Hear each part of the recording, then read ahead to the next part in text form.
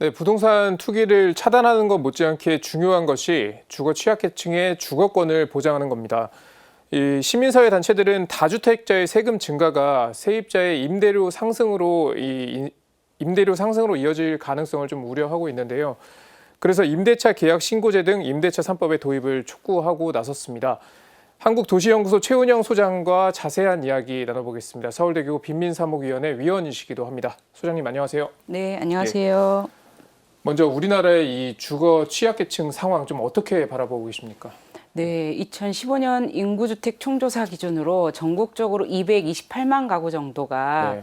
그 빈곤 상황에 놓여 있거든요. 최저주거 기준 미달이거나 지하 옥탑에 거주하거나 아니면 고시원처럼 집도 아닌 곳에 살고 계세요. 네. 그중에는 54만 가구 정도는 아동이 있는 가구가 그렇게 열악한 환경에 있기도 하니까요. 예. 10가구 중에 한 가구 정도는 매우 열악한 환경에 살고 있어서 좀 심각한 상황이라고 생각하고 있습니다. 네, 그래서 이 서울대교구 빈민사목위원회가 참여하고 있는 주택임대차보호법 개정연대가 그제 국회 앞에서 이 임대차 3법 도입 촉구하는 시위를 하셨잖아요. 이 임대차 3법 좀 어떤 법들인지 설명을 해주시죠.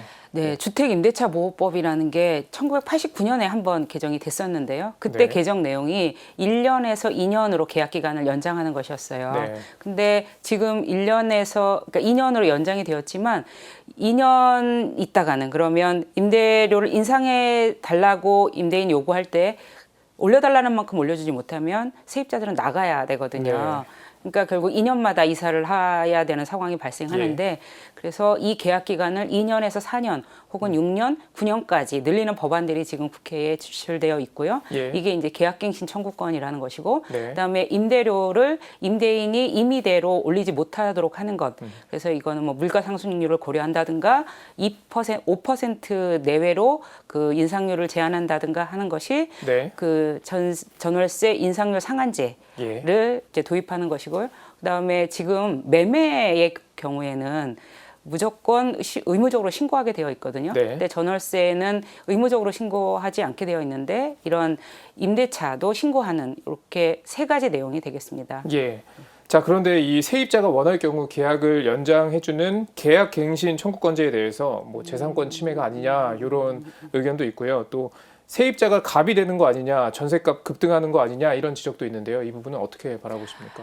네, 그러니까 헌법에는 재산권도 규정되어 있지만 네. 주거권도 우리는 주거기본법도 제정하고 있고요. 예. 기본권도 법률로 인정되는 것이거든요. 네. 그리고 헌법 23조의 재산권은 사실은 무한히 인정되는 권리가 아니라 법률로 그 내용과 제한이 되게 되어 있습니다. 네. 근데 오히려 지금까지 세입자들의 권리를 보호할 수 있는 부분들에 관해서 너무 미약했거든요. 그러니까 계약 기간이 2년이다 외에 얘는 사실 세입자를 보호할 수 있는 장치가 거의 없다시피 한 것이거든요. 네. 그럼 이런 상태에서 어떻게 되냐면 세입자들은 주거권, 그러니까 부담 가능한 임대료로 굉장히 인간답게 생활할 수 있는 적정한 주거에 사는 것이 이제 주거권이라고 규정되어 있는데 그걸 누릴 수가 거의 없죠. 뭐 임대료가 저렴하면 주거 환경이 너무 열악하거나 아니면 너무 소득에 비해서 높은 임대료를 부담해야 되는 그런 상황이니까, 그러니까 주거권과 재산권을 이게 충돌하는 측면이 분명히 있는데 이 부분들에 관해서, 그러니까 지금 국가가 굉장히 제한을 너무 안 하면서 재산권에 관해서 법률에 의해서 제한을 안 하면서 사실 세입자들의 권리가 무참히 짓밟힌 측면이 있습니다. 그래서 그 부분들을 좀 개선하자라는 것이 그 시민사회의 요구고 이게 지금 30년 동안 한 번도 변화가 없었거든요. 89년에 개정된 이래래.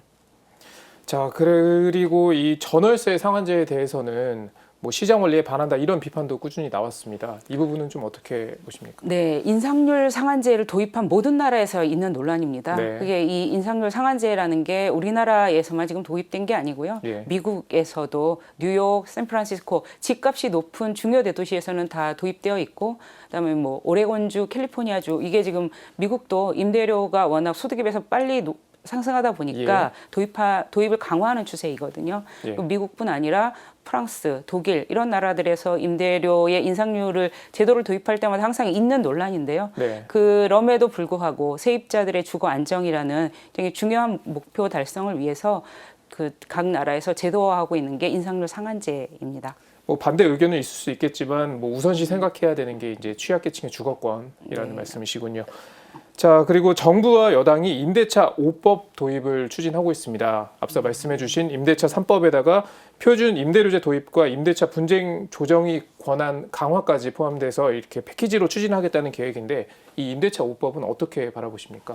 네, 그 아까 핵심적인 건 사실은 예. 그 계약갱신 청구권, 계약 얼마나 살 수 있는지와 그 다음에 인상률 상한제인데요. 전월세에 예. 근데 이것을 도입하자면 사실은 그러면 어느 정도가 적정한 가격인지 그런 면에서 표준 임대료 도입이 필요한 것이고 예. 그 다음에 세입자와 임대인 간에 이제 분쟁이 생겼을 때 네. 그 분쟁 조정을 할 수 있는 분쟁조정위원회의 역할이 강화되는 게 필수적이기 때문에 네. 뭐 임대차 3법과 함께 도입이 필요하다고 생각하고 있습니다. 예.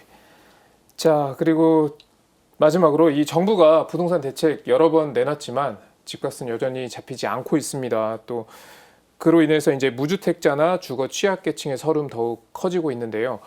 끝으로 원론적인 질문이긴 합니다만 이 주거권 보장 왜 중요하다고 보시는지 다시 한번 설명을 해주시죠. 네, 주거권 보장은 사실은 주거권은 모든 사람에게 보장되어야 되죠. 네. 어떤 사람도 집 없이 살 수는 없지 않습니까? 예.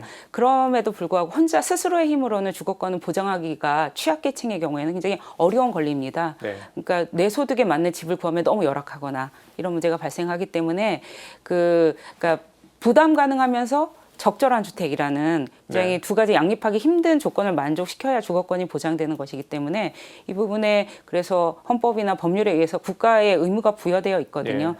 그리고 국제사회에서 주거권이 제3자, 여기에서 말하는 제3자는 임대인이 예. 굉장히 많이 포함되겠죠. 제3자에 의해서 취약계층의 주거권이 보장되지 못하는 걸 막기 위해서 국가가 노력을 해야 된다라는 것들을 국제사회에서 권고하고 있거든요. 그러니까 이 주거권이라는 건 취약계층의 힘만으로는 달성되기 힘들고 예. 국가의 개입이 필요하다라는 측면에서 주거권은 다른 어떤 정책보다도 국가가 나서서 보장해야 되는 권리라고 생각하고 있습니다. 이렇게 논쟁이 계속되는 동안에도 이 228만 가구였나요? 그 가구는 되게 열악한 환경에서 살아가고 있다는 걸 기억하면 좋을 것 같습니다.